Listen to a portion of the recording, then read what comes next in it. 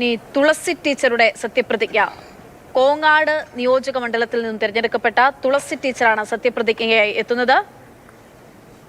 NSS കോളേജിലെ അധ്യാപികയാണ് തുളസി teacher. സജീവമായി രാഷ്ട്രീയത്തിലുണ്ടായിരുന്നു.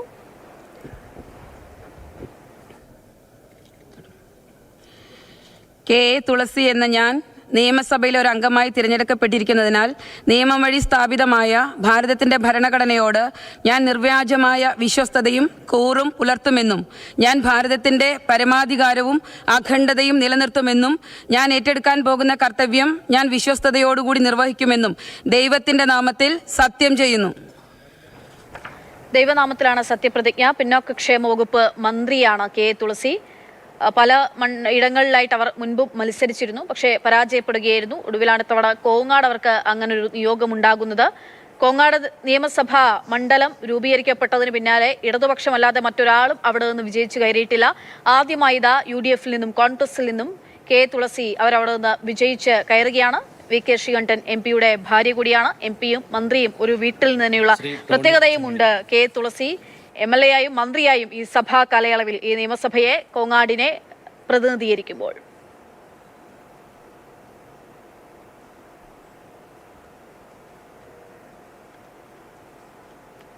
തുളസിയുടെ സത്യപ്രതിജ്ഞ കഴിഞ്ഞിരിക്കുകയാണ്. ഇനി 125-ാമത്തെ ആൾ. ഇനി 15 പേർ മാത്രമാണ് സത്യപ്രതിജ്ഞ ചെയ്യാൻ ബാക്കിയിരിക്കുന്നത്. 125-ാമതായി ടോണി ചെമ്മണി സത്യപ്രതിജ്ഞ ചെയ്യും.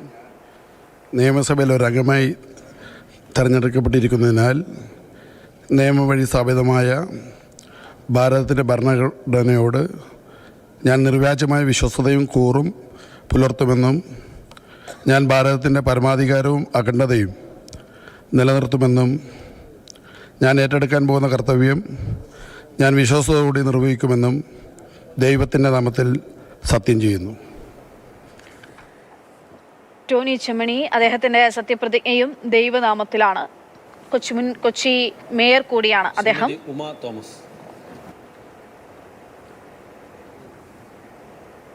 ടോണി ചെമ്മണി ദൈവനാമത്തിൽ വൈപ്പിൽ നിന്നാണ് അദ്ദേഹം തിരഞ്ഞെടുക്കപ്പെട്ടത്. അദ്ദേഹം ഇപ്പോൾ സത്യപ്രതിജ്ഞ ചെയ്തിരിക്കുന്നു. അങ്ങനെ 125 പേർ സത്യപ്രതിജ്ഞ ചെയ്തു കഴിഞ്ഞിരിക്കുന്നു. ഇനി ശേഷിക്കുന്നത് 15 പേർ മാത്രമാണ്. 15 പേരുടെ സത്യപ്രതിജ്ഞ ചടങ്ങാണ് ബാക്കിയുള്ളത്. അടുത്തായി സത്യപ്രതിജ്ഞയ്ക്കായി എത്തുക ഉമാ തോമസ് ആണ്.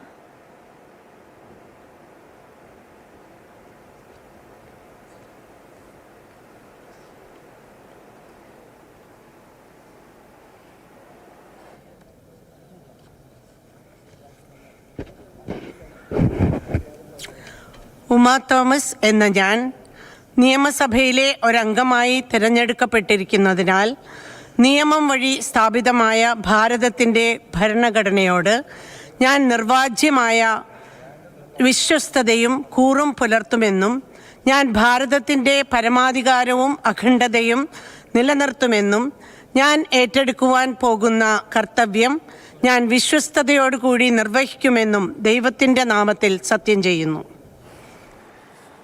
തൃക്കാക്കര നിയോജക മണ്ഡലത്തിൽ നിന്നും വിജയിച്ചു കയറിയ ഉമാ തോമസിന്റെ സത്യപ്രതിജ്ഞയാണ് നമ്മൾ കണ്ടത്. LDF-നെ സംബന്ധിച്ചിടത്തോളം ഞെട്ടിപ്പിക്കുന്ന പരാജയമായിരുന്നു ഉണ്ടായിരുന്നത്. തോൽക്കുമെന്ന് അറിയുമായിരുന്നെങ്കിൽ പോലും ഇത്ര ഭൂരിപക്ഷം പ്രതീക്ഷിച്ചിരുന്നില്ല. 33,032 വോട്ടുകളുടെ ഭൂരിപക്ഷത്തിലാണ് ഉമാ തോമസ് തൃക്കാക്കരയിൽ നിന്നും ഇത്തവണ വിജയിച്ച് കയറിയിരിക്കുന്നത്.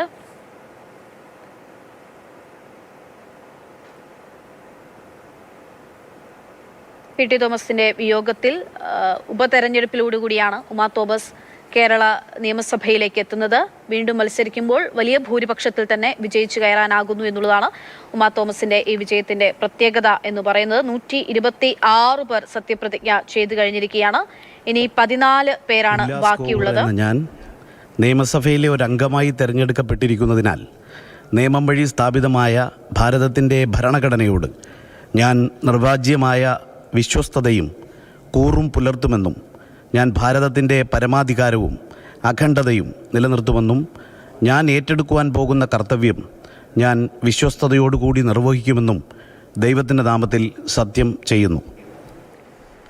മറ്റൊരു വലിയ ഞെട്ടിപ്പിക്കുന്ന മാറ്റമുണ്ടാക്കിയ വിജയമാണ് കുന്നത്തൂരിൽ നിന്നുള്ള കോവൂർ കുഞ്ഞുമോന്റെ സഹോദരി പുത്രൻ കൂടിയായിട്ടുള്ള ഉല്ലാസ് കോവൂറിന്റെ വിജയം എന്ന് പറയുന്നത്. 5 തവണയായി കുന്നത്തൂരിൽ നിന്ന് തുടർച്ചയായി വിജയിക്കുന്ന കോവൂർ കുഞ്ഞുമോനായിരുന്നു. ഇത്തവണ മാറ്റം അത് കുന്നത്തൂർ നിയോജക മണ്ഡലത്തിലും ഉണ്ടായി. മുൻപ് അദ്ദേഹം മത്സരിച്ച് പരാജയപ്പെട്ടിരുന്നെങ്കിൽ പോലും സജീവമായി മണ്ഡലത്തിൽ ഉണ്ടായിരുന്നു ഉല്ലാസ് എന്നുള്ള പ്രത്യേകതയുണ്ട്.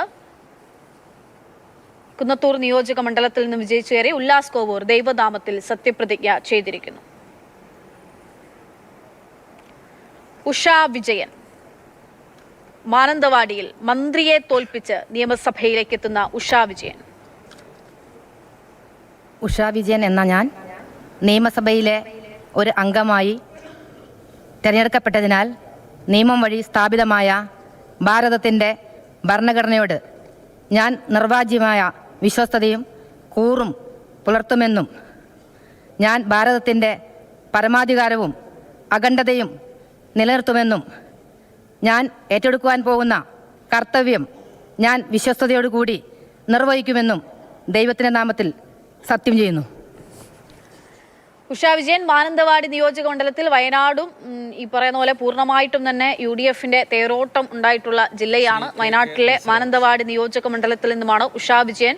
OR കേളു മന്ത്രിയെ തോൽപ്പിച്ചാണ് പരാജയപ്പെടുത്തിക്കൊണ്ടാണ് കേരള നിയമസഭയിലേക്ക് എത്തുന്നത്. 10,543 വോട്ടുകളുടെ ഭൂരിപക്ഷത്തിലാണ് ഉഷ വിജയൻ കേരള നിയമസഭയിലേക്ക് എത്തുന്നത്. മറ്റൊരു വനിതാ പ്രാതിനിധ്യം കേരള നിയമസഭയിൽ ഉഷ വിജയനിലൂടെ.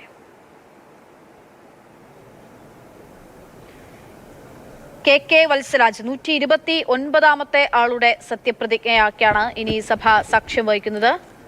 KK വത്സരാജ് എന്ന ഞാൻ നിയമസഭയിലെ ഒരംഗമായി തിരഞ്ഞെടുക്കപ്പെട്ടിരിക്കുന്നതിനാൽ നിയമം വഴി സ്ഥാപിതമായ ഭാരതത്തിൻ്റെ ഭരണഘടനയോട് ഞാൻ നിർവ്യാജ്യമായ വിശ്വസ്തതയും കൂറും പുലർത്തുമെന്നും ഞാൻ ഭാരതത്തിൻ്റെ പരമാധികാരവും അഖണ്ഡതയും നിലനിർത്തുമെന്നും ഞാൻ ഏറ്റെടുക്കാൻ പോകുന്ന കർത്തവ്യം ഞാൻ വിശ്വസ്തയോടുകൂടി നിർവഹിക്കുമെന്നും സഗൗരവം പ്രതിജ്ഞ ചെയ്യുന്നു.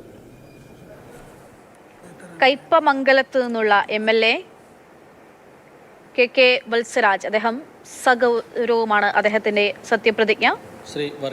ഇടതുപക്ഷത്തു നിന്ന് വിജയിച്ചു വന്നവരൊക്കെയും സഗൗരവമാണ് സത്യപ്രതിജ്ഞ ഇതുവരെയും ചെയ്തിരിക്കുന്നത്.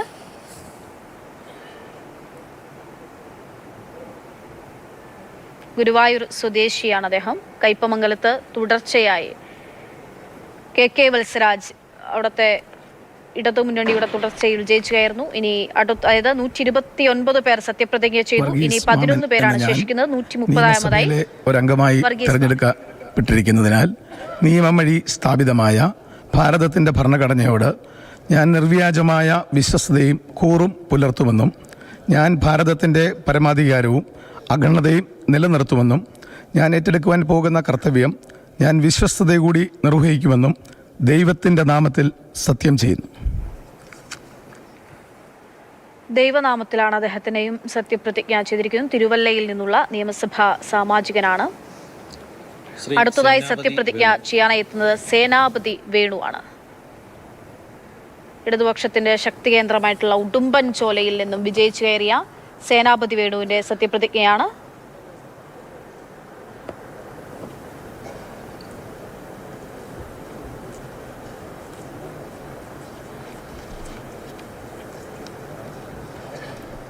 ഉടുമ്പൻചോലയിൽ നിന്നുള്ള അംഗം സേനാപതി വേണു സത്യപ്രതിജ്ഞ ചെയ്യാനായി എത്തുന്നു. MM മണിയുടെ മണ്ഡലമായിരുന്നു. അവിടെ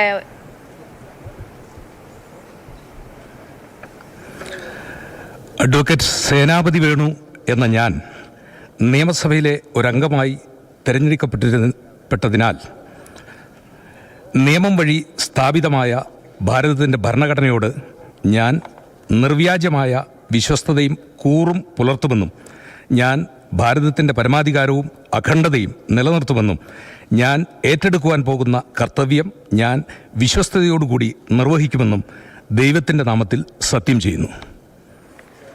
ഉടുമ്പൻചോല കഴിഞ്ഞ 2021 തെരഞ്ഞെടുപ്പിൽ വലിയ ഭൂരിപക്ഷത്തിൽ MM മണി വിജയിച്ചു കയറിയ നിയോജക മണ്ഡലമാണ്. ഇത്തവണ അവിടെ LDF സ്ഥാനാർത്ഥി KK ജയചന്ദ്രൻ പരാജയപ്പെടുന്നു. സേനാപതി വേണു 20,021 വോട്ടുകളുടെ ഭൂരിപക്ഷം നേടിക്കൊണ്ടാണ് കേരള നിയമസഭയിലേക്ക് എത്തുന്നത്.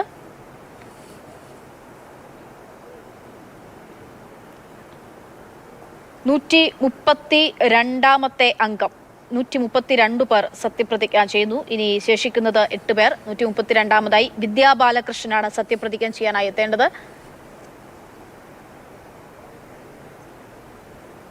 വിദ്യാ ബാലകൃഷ്ണൻ എലത്തൂരിൽ നിന്നുള്ള നിയമസഭാ വിദ്യാ ബാലകൃഷ്ണൻ എന്ന ഞാൻ നിയമസഭയിലെ ഒരു അംഗമായി തിരഞ്ഞെടുക്കപ്പെട്ടിരിക്കുന്നതിനാൽ നിയമം വഴി സ്ഥാപിതമായ ഭാരതത്തിൻ്റെ ഭരണഘടനയോട് ഞാൻ നിർവ്യാജമായ വിശ്വസ്തതയും കൂറും പുലർത്തുമെന്നും ഞാൻ ഭാരതത്തിൻ്റെ പരമാധികാരവും അഖണ്ഡതയും നിലനിർത്തുമെന്നും ഞാൻ ഏറ്റെടുക്കുവാൻ പോകുന്ന കർത്തവ്യം ഞാൻ വിശ്വസ്തയോടുകൂടി നിർവഹിക്കുമെന്നും ദൈവത്തിൻ്റെ നാമത്തിൽ സത്യം ചെയ്യുന്നു. വലിയ ചരിത്രപരമായിട്ടുള്ളൊരു വിജയം എന്നൊക്കെ പറയാം എലത്തൂരിൽ നിന്നുള്ള വിദ്യാ ബാലകൃഷ്ണന്റെ വിജയം. അവിടെ മണ്ഡലം രൂപീകരിച്ചത് മുതൽ ഇടത് പക്ഷത്തുള്ള ആളുകൾ മാത്രം വിജയിച്ച് കയറിയിട്ടുള്ള ഒരു മണ്ഡലം കൂടിയാണ്. കെ ശശീന്ദ്രൻ തുടർച്ചയായി അവിടെ മത്സരിച്ച് വിജയിച്ചു കയറുന്നു. അദ്ദേഹം ഇത്തവണ ഈ വലിയ കാറ്റുണ്ടാകുമ്പോൾ, വലിയ UDF സുനാമി ഉണ്ടാകുമ്പോൾ അദ്ദേഹം അവിടെ പരാജയപ്പെടുകയാണ്. വിദ്യാ ബാലകൃഷ്ണൻ കേരള നിയമസഭയിലേക്ക് എത്തുന്നു. KPCC ജനറൽ സെക്രട്ടറി കൂടിയാണ് വിദ്യാ ബാലകൃഷ്ണൻ. ഒരു പുതുമുഖം എന്നുള്ള, അതായത് കണ്ട് മടുത്തുപോയി പുതിയൊരാൾ വേണമെന്നുള്ളതായിരുന്നു എലത്തൂരിന്റെ ആവശ്യം. അങ്ങനെ എത്തിയിട്ടുള്ള പുതുമുഖമായ വിദ്യാ ബാലകൃഷ്ണൻ വിജയിച്ചു കയറുകയാണ്. 12,162 വോട്ടുകളുടെ ഭൂരിപക്ഷത്തിലാണ് കോഴിക്കോട് എലത്തൂരിൽ. മറ്റെന്തൊക്കെ പോയാലും എലത്തൂർ ഒരു പക്ഷേ LDF തന്നെ പിടിച്ചെടുക്കുമെന്ന് UDFും കരുതിയിരുന്ന കോഴിക്കോട് ജില്ലയിലെ നിയമസഭാ മണ്ഡലമാണ് എലത്തൂർ. പക്ഷേ എലത്തൂരും UDFിനൊപ്പം തന്നെ മാറ്റത്തിന്റെ കാറ്റിനൊപ്പം നിന്നു.